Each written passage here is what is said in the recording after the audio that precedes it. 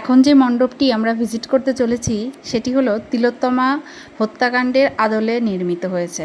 ভিতরে ঢুকে আমি তো পুরো হতবাক হয়ে গেছি, এত সুন্দরভাবে তুলে ধরেছে। প্রথমেই যে জিনিসটা চোখে পড়ল, এখানে মেয়েদের পায়ে শিকল দিয়ে দেখিয়ে দেওয়া হয়েছে যে ছোট থেকে বড় কেউ কিন্তু রক্ষা পায় না ধর্ষকদের হাত থেকে।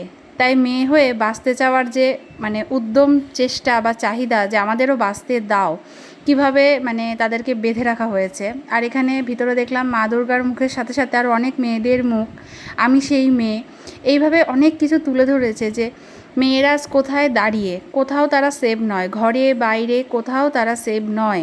সেটাই তুলে ধরেছে যে বন্ধু হোক ধর্ষক নয়, নারী আমি, মেয়েরা কার কাছে সেফ মনে করবে, তারই আদলে কিন্তু আজকের এই মণ্ডপ আর এই দেবী প্রতিমা অপরূপ সুন্দর। এত ভালো লেগেছে ভিতরে যে।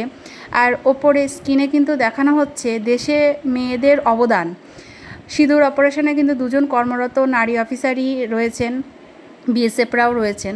এরকম ইউনিক একটি মণ্ডপের প্রতিমা শেয়ার করলাম তোমাদের সাথে, কেমন লাগলো জানিও। টাটা।